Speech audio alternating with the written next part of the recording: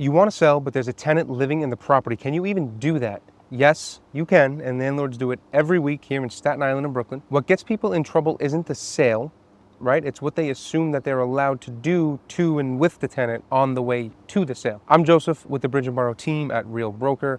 A large share of what I list is 2-family and 3-family properties with tenants in place.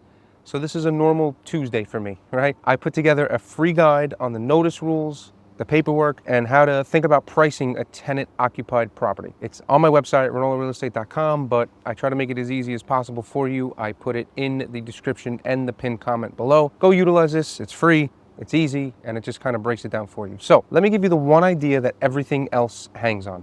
The lease goes with the building. Selling does not end the lease, not here in New York at least. Whoever buys the property steps into your shoes and inherits your tenants, which are now theirs, but they're inheriting the rent every term that you guys had previously agreed to. So if there are months left on that lease, the buyer is the landlord for those months at the rent that you agreed to, not at market rent. And that's not a loophole or a technicality, it's just how it works. And once you accept it, the rest of this gets much simpler. Which now brings us to the fork that decides your whole strategy.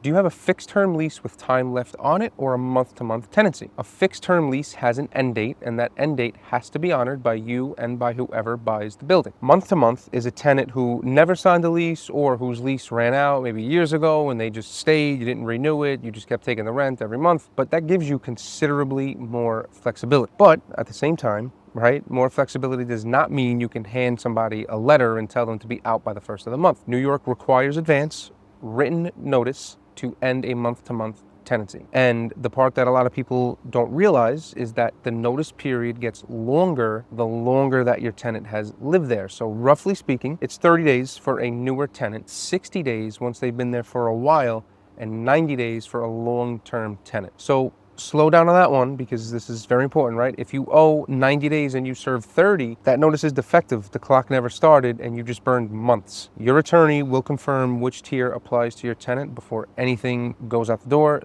Do not eyeball it. Have that to a science. Now, the hard truth, and this is one that landlords fight me on, but wanting to sell is not grounds to evict anybody. There's no version of New York law where owner intends to sell is a reason to remove a tenant. If they pay the rent and follow the lease, they have the right to stay. I know that's not what some of you want to hear, but knowing it now is a lot cheaper and a lot less painful than finding it out in housing court. So let's talk about showings because that's where this starts to get real. You own the building, but you don't have unrestricted access to an occupied apartment.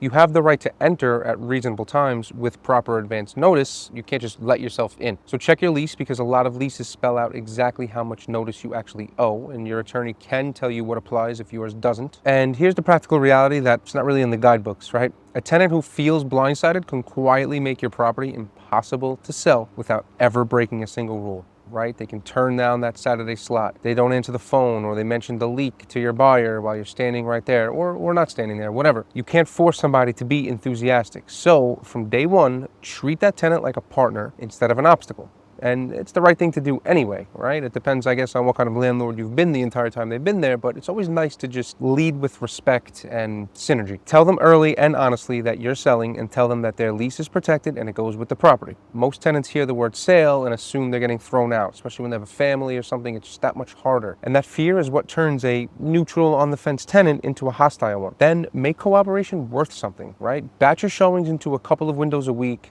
Offer something off a month for rent or access, cover a cleaning for them, right? A tenant who feels respected will hand you the keys and get out of the way. I've had tenants sell a building better than I could, right? Or better than the seller could. Now, what if you genuinely need to deliver the property vacant? There is a legitimate path, and it's a negotiated buyout, AKA cash for keys. I've done quite a few of these. I have one of them going on right now. When it works, it's great. You know, hopefully it continues to work, but you're essentially offering the tenant money to voluntarily move out by a specific date in writing, signed with your attorney handling the agreement. It spells out the amount, the move-out date, and when the money changes hands.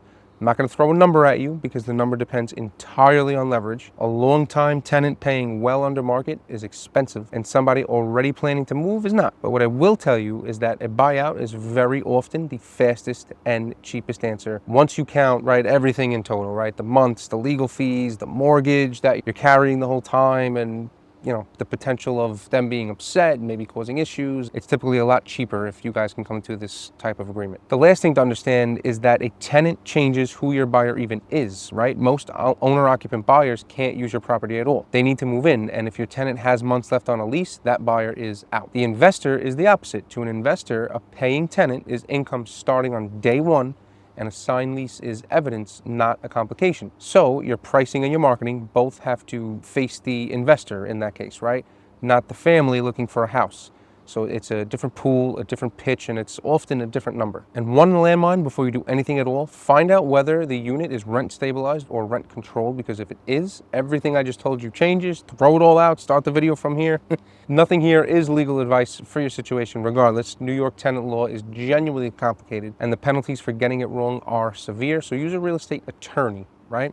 Somebody who, again, it's so complicated that it has its own whole facet, its whole own industry, right? And use them early. Treat your tenant fairly, honor the lease, serve proper notice, and you keep both the law and reality on your side. The free guide, again, it's right down below. It's my website, ranolarealestate.com/sellhousewithtenantsnyc. It's in the description. It's in the pinned comment. If you want me to look at your lease and tell you whether that tenant is a problem to solve or your best selling point, again, I'm not an attorney, but I can point you in the direction. We can just do a brief once over. Call or text me, 917-905-2541. I'm Joseph Ranola, Bridge and Boro Team. Subscribe for more real talk about New York City real estate.